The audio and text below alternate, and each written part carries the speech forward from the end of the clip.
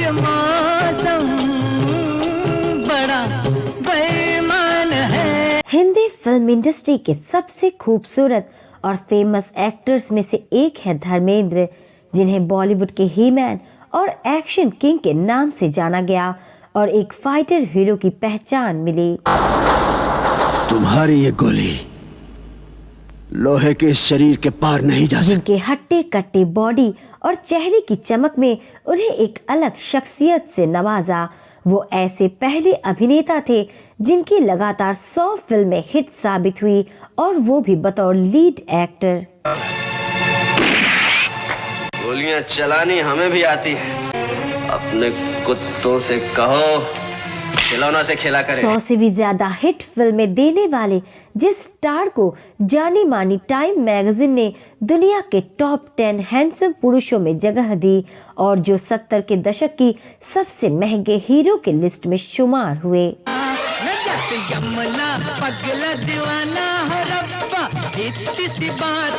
लेकिन क्या आपको पता है कि हिंदी फिल्मों में सफलता पाने से पहले वो सालों तक मुंबई में दर दर की ठोकरें खाते रहे थे।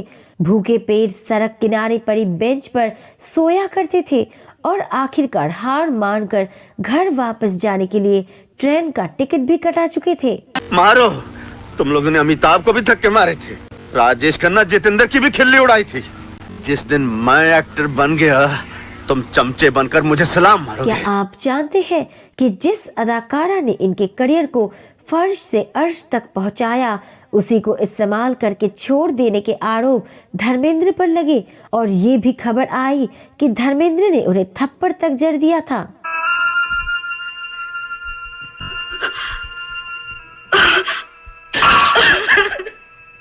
और क्या आप यकीन करेंगे कि शादीशुदा बाल बच्चेदार होने के बावजूद इन्होंने इस्लाम धर्म अपनाकर उस दौर की एक नंबर 1 अभिनेत्री से निकाह कर लिया और 2 शादियों के बावजूद इनके कई अफेयर्स रहे और उनकी फ्लर्ट करने की आदत की वजह से एक जानी मानी अभिनेत्री ने उन्हें झन्नाटेदार थप्पड़ जड़ दिया था। मेरे दिल की धड़कन भी तेरे गीत गाती। तो क्यों इतनी विवादित रही धर्मेंद्र की निजी जिंदगी? क्यों पर्दे पर आदर्श हीरो का किरदार निभाने वाला ये अभिनेता अपनी असल जिंदगी में कभी वफादार नहीं रहा और अपने लाइफ पार्टनर को हमेशा धोखा देता रहा? कैसे इनकी छवि एक दिलफेक आशिक की बन गई? जानेंगे और भी बहुत कुछ। आप बने रहिए हमारे साथ वीडियो के अंत तक। ओ मेरी महबूबा महबूबा महबूबा, तुझे जाना है तो जान। नमस्कार दोस्तों, मैं हूँ अन्नू और आप देख रहे हैं A2 फिल्मी टॉक्स। दोस्तों, आज हम बात करेंगे हिंदी फिल्म इंडस्ट्री के ही मैन के नाम से मशहूर हुए एक्टर धर्मेंद्र के बारे में, जिन्होंने 3 दशक तक हिंदी सिनेमा पर राज किया। चुन चुन के मारूंगा, गब्बर सिंह आ रहा हूं मैं। लेकिन इनकी प्रोफेशनल लाइफ जितनी सफल रही, पर्सनल लाइफ उतनी ही आलोचनाओं का शिकार हुई। आज हम बात करेंगे इनकी निजी जिंदगी से जुड़ी कुछ ऐसे विवादों की जिन्हें शायद आप नहीं जानते होंगे।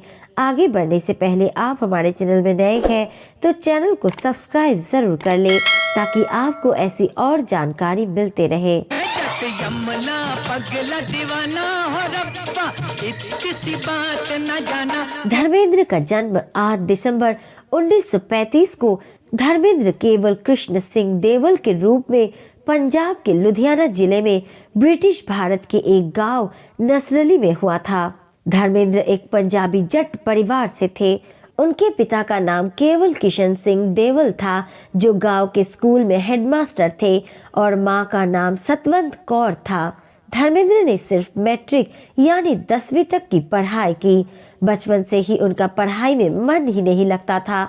उन्हें फिल्मों का बहुत शौक था। उन्होंने खुद एक इंटरव्यू में बताया था कि वो स्कूल जाने के बहाने थिएटर में फिल्में देखने भाग जाया करते थे। फिर एक ड्रिलिंग कंपनी में मैकेनिक और बाद में रेलवे में क्लर्क की नौकरी करने लगे।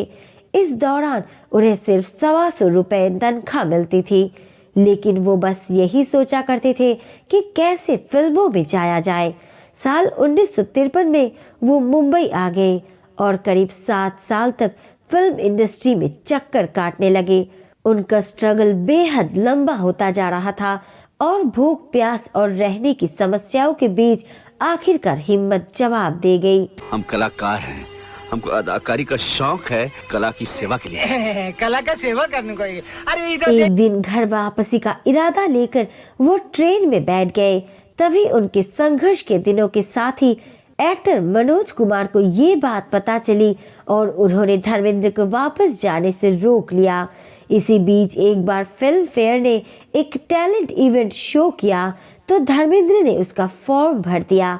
किस्मत ने साथ दिया और बिना किसी एक्टिंग एक्सपीरियंस के धर्मेंद्र चुन लिए गए। मेरी माँ कहती थी मैं बहुत खूबसूरत हूँ, इसलिए हीरो का शौक है। हीरो ना सही, आप तेरा विलेन बन जाऊंगा। उस समय के मशहूर फिल्म डायरेक्टर अर्जुन हिंगोरानी की नजर धर्मेंद्र पर पड़ी और उन्होंने धर्मेंद्र को अपनी फिल्म में कास्ट कर लिया। साल 1960 में उनकी पहली फिल्म आई जिसका नाम था दिल भी तेरा हम भी तेरे। हालांकि ये फिल्म कुछ खास कमाल नहीं कर सकी।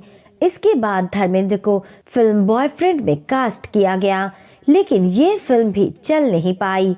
लेकिन धीरे धीरे मेहनत रंग ला रही थी और उन्हें कुछ अच्छी फिल्में मिलने लगी थी। चंदा से होगा वो प्यारा, फूलों से होगा वो न्यारा। 1962 की फिल्म अनपढ़ और 1963 की फिल्म बंदिनी में उनके काम को नोटिस किया गया। तभी धर्मेंद्र को मशहूर फिल्म निर्माता ओपी रल्हन ने अपनी फिल्म फूल और पत्थर में कास्ट किया। ये फिल्म सुपर हिट साबित हुई और इससे धर्मेंद्र को काफी फायदा हुआ। किसी ने अपने मुंह से एक भी लफ्ज निकाला तो उसका जो हश्र होगा आज अपनी आंखों से।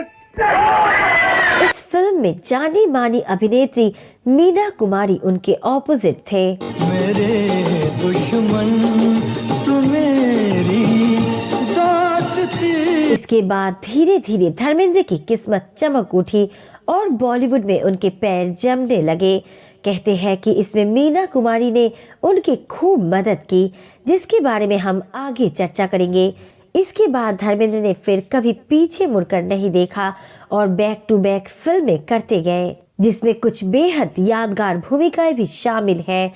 इन फिल्मों में अनपढ़, मेरे हमदम मेरे दोस्त, आंखें, आदमी और इंसान, सूरत और सीरत, ललकार, चुपके चुपके, धर्मवीर, शोले और यमला पगला दीवाना जैसी दर्जनों सुपर हिट फिल्में शामिल हैं।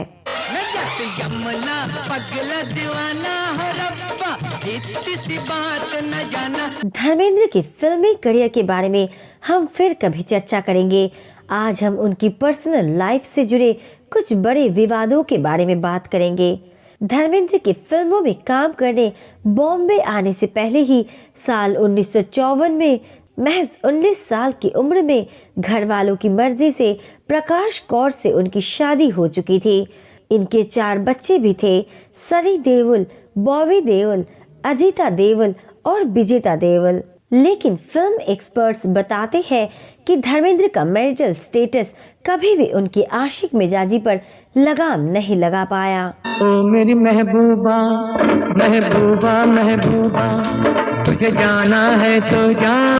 फिल्म इंडस्ट्री में आने के बाद शादीशुदा धर्मेंद्र की जिंदगी में जिस पहली महिला की एंट्री हुई वो थी अपने जमाने की जानी मानी अदाकारा मीना कुमारी।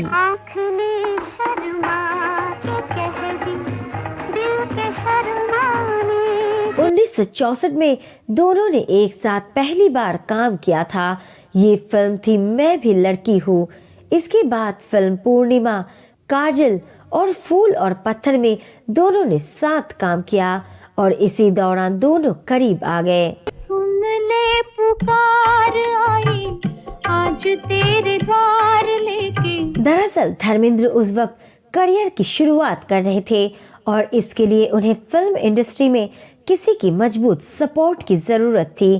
तभी उनकी मुलाकात हुई सुपरस्टार मीना कुमारी से, जो अपनी दरिया दिली और मदद करने की आदत के लिए मशहूर थे। मैं जानता हूँ मैं तुम्हारे लायक नहीं हूँ और मैं ये भी जानता हूँ जो नहीं कहना चाहिए वो कह रहा। बताया जाता है कि मीना ने उन्हें फिल्म इंडस्ट्री में जीने, चलने, बोलने और काम करने का तरीका सिखाया। धर्मेंद्र के करियर को बनाने में मीना कुमारी ने हद से ज्यादा मदद की और धर्मेंद्र को अपनी ज्यादातर फिल्मों में भी काम दिलवाने लगी। कहते हैं कि मीना कुमारी ने कई निर्माता निर्देशकों से धर्मेंद्र को अपने फिल्म में लेने की सिफारिश तक की और उनके करियर को नया मुकाम दिया। मीना कुमारी ने धर्मेंद्र को एक्टिंग की बारीकियां भी सिखाई और किसी की परवाह ना करते हुए उन्हें बिना कोई शर्त के सपोर्ट किया।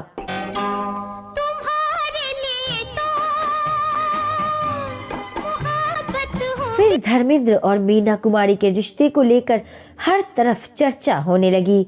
पति से रिश्ता टूटने के बाद अकेली मीना कुमारी को धर्मेंद्र का साथ अच्छा लगने लगा।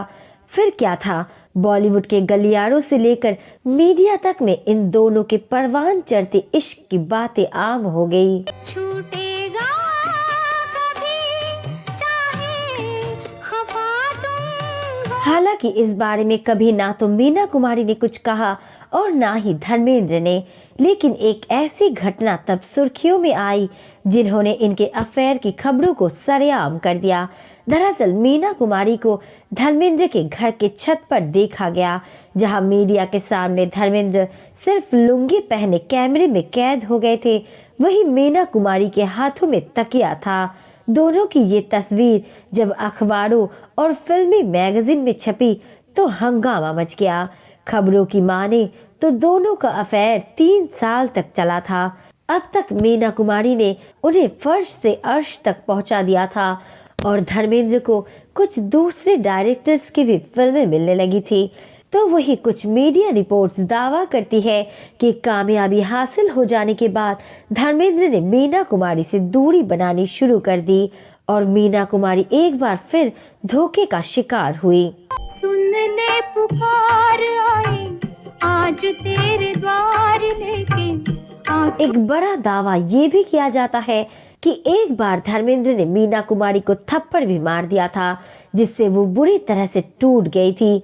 कई रिपोर्ट्स में दावा किया जाता है कि धर्मेंद्र ने मीना कुमारी से झूठा प्यार किया था। उन्होंने सिर्फ मीना कुमारी को अपने करियर की सीढ़ी के रूप में इस्तेमाल किया और फिर दूध की मक्खी की तरह जिंदगी से निकाल फेंका। मीना कुमारी के बाद धर्मेंद्र की जिंदगी में दूसरी महिला आई ड्रीम गर्ल हेमा मालिनी। किसी शायर की गजल ड्रीम गर्ल, किसी झील का कंवल ड्रीम गर्ल। हेमा तब नंबर 1 स्टार थी और उनके पीछे बॉलीवुड के कई नामी सितारे हाथ धोकर पड़े थे।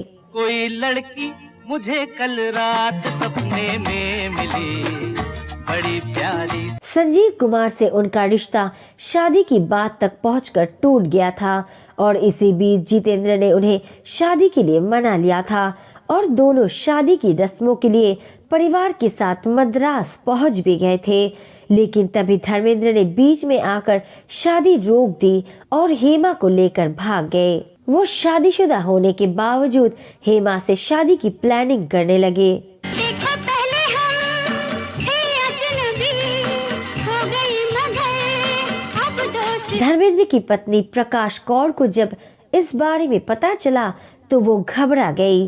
किसी पराई औरत का यूं पति पर डोरे डालना कोई भी पत्नी बर्दाश्त नहीं करेगी। लेकिन प्रकाश कौर ने बड़े ही संयम और समझदारी से काम लिया। उन्होंने फैसला कर लिया कि भले ही धर्मेंद्र हेमा मालिनी से शादी कर ले पर वो उन्हें तलाक नहीं देंगी। लेकिन दिलफेक धर्मेंद्र भला हेमा जैसी खूबसूरत और नंबर 1 अदाकारा को कहाँ छोड़ने वाले थे। साल 1989 में दोनों ने इस्लाम धर्म अपना लिया और धर्मेंद्र ने खुद से 13 साल छोटी हेमा मालिनी से निकाह कर लिया। तुम्हें दिल में बंद कर लूं, दरिया में फेंक दूं चाबी। इन दोनों की शादी 80 के दशक में कंट्रोवर्सी से भरी हुई थी। धर्मेंद्र और हेमा मालिनी की 2 बेटियां हुई, ईशा और आहाना। लेकिन एक्स्ट्रा मैरिटल अफेयर का ये सिलसिला यही रुकने वाला नहीं था।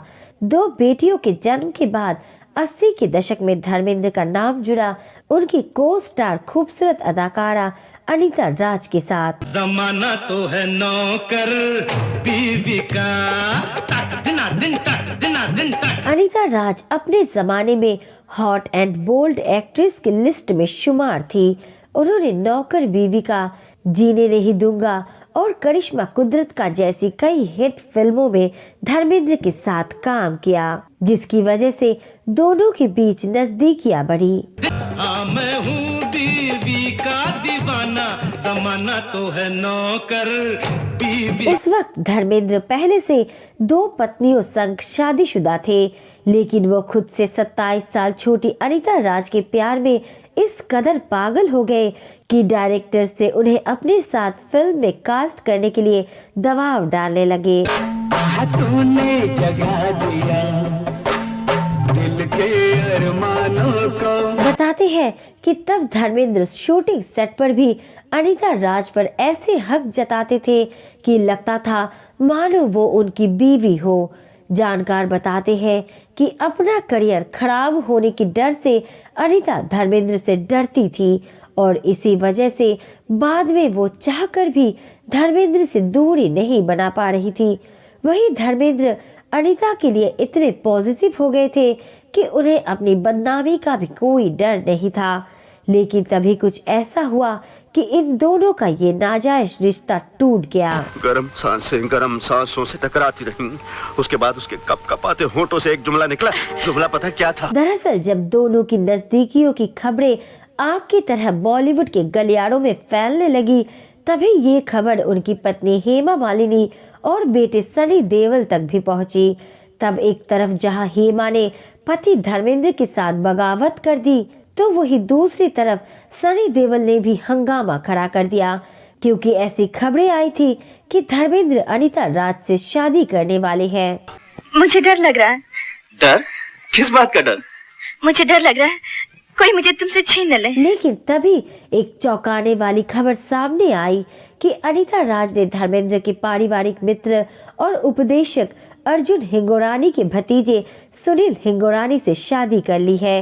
अनीता ने शादी के बाद कुछ साल के लिए फिल्मों से ब्रेक ले लिया और इस तरह इस किस्से का अंत हुआ। तो धर्मेंद्र की इन सीरियस अफेयर्स के अलावा कुछ और एक्ट्रेसेस भी हैं जिनके साथ धर्मेंद्र का नाम जुड़ा और आलोचनाएं भी हुई। इन्हीं में से एक नाम है जानी मानी अभिनेत्री आशा पारेख का। साथिया नहीं जाना कि जीना लगे। बताते हैं कि वैसे तो वो बेहद सख्त और उसूलों वाली थी, लेकिन फिर भी वो धर्मेंद्र के चार्म और उनकी बातों में आए बिना ना रह सकी। इन दोनों की ऑन स्क्रीन जोड़ी तो हिट रही ही, ऑफ स्क्रीन जोड़ी भी चर्चा में आ गई। शिकार करने को आए शिकार हो के चले। लेकिन फिर आशा पारेख ने अपने कदम पीछे खींच लिए और इस रिश्ते को विराम लगा दिया था। मेरे दुश्मन तू मेरी दोस्ती। बताते हैं कि धर्मेंद्र आशा के प्रति इतने दीवाने हो गए थे कि अपनी सबसे पसंदीदा चीज यानी शराब तक को छोड़ दिया था, क्योंकि उनका शराब पीना आशा को पसंद नहीं था। इसी तरह खूबसूरत एक्ट्रेस राखी के साथ भी धर्मेंद्र का नाम जुड़ा और जब राखी अपने पहले पति अजय विश्वास से अलग हुई तो इसकी वजह धर्मेंद्र को ही बताया गया। मैं सांस लेता हूँ तेरी खुशबू आती। लेकिन बाद में राखी भी उनसे अलग हो गए और 1973 में उन्होंने गुलजार से शादी कर ली। धर्मेंद्र से जुड़ी एक और भी किस्सा है जब फ्लर्टी धर्मेंद्र को उनकी एक को स्टार ने तमाचा जड़ दिया। साल 1965 में चांद और सूरज फिल्म की शूटिंग के दौरान तनुजा और धर्मेंद्र की अच्छी दोस्ती हो गई थी। एक दिन फिल्म की शूटिंग खत्म होने के बाद दोनों साथ में ड्रिंक्स एंजॉय कर रहे थे, तभी धर्मेंद्र ने तनुजा के साथ फ्लर्ट करना शुरू कर दिया। कहते हैं कि फिर तनुजा ने कुछ देखे बिना धर्मेंद्र को जोरदार थप्पड़ जड़ दिया। धर्मेंद्र का तो जैसे सारा नशा ही उतर गया। बताया जाता है कि फिर धर्मेंद्र ने तनुजा से माफी मांगी और कहने लगे कि लो तुम मुझे अपना भाई बना लो। उनके बार बार ऐसा कहने और माफी मांगने पर तनुजा ने उन्हें एक काला धागा लेकर बांध दिया था। एक्ट्रेस तनुजा ने काफी पहले एक अखबार को दिए इंटरव्यू में इस वाकये का जिक्र किया था। 89 साल के एक्टर धर्मेंद्र अब तक करीब 300 फिल्मों में काम कर चुके हैं। इनमें से कई फिल्मों के लिए उन्हें अवार्ड्स भी मिलते रहे हैं। धर्मेंद्र को लाइफ टाइम अचीवमेंट अवार्ड से भी नवाजा जा चुका है। वो राजनीति से भी जुड़े रहे हैं और पद्म भूषण पुरस्कार भी प्राप्त कर चुके हैं। वो इन दिनों अपने फार्म हाउस में समय बिताते हैं और लगातार सोशल मीडिया पर भी एक्टिव रहते हैं। धर्मेंद्र किसी भी फिल्म में काम करते थे तो उसमें अपनी जान डाल देते थे। उन्होंने अपनी शानदार अभिनय से हिंदी फिल्म इंडस्ट्री में एक ऐसी छाप छोड़ी जिसे कभी मिटाया नहीं जा सकता। तो दोस्तों, आज की वीडियो में बस इतना ही। आपको धर्मेंद्र कैसे लगते हैं और उनकी कौन सी फिल्म आपको सबसे ज्यादा पसंद है, हमें कमेंट करके जरूर बताइएगा। और आज की हमारी ये वीडियो पसंद आई तो लाइक शेयर जरूर कीजिएगा। साथ ही फिल्मी दुनिया की ऐसी और अनसुनी किस्से कहानियों को जानने के लिए चैनल को सब्सक्राइब करना ना भूलें। मिलते हैं अगली वीडियो के साथ, तब तक के लिए अपना ख्याल रखें। नमस्कार।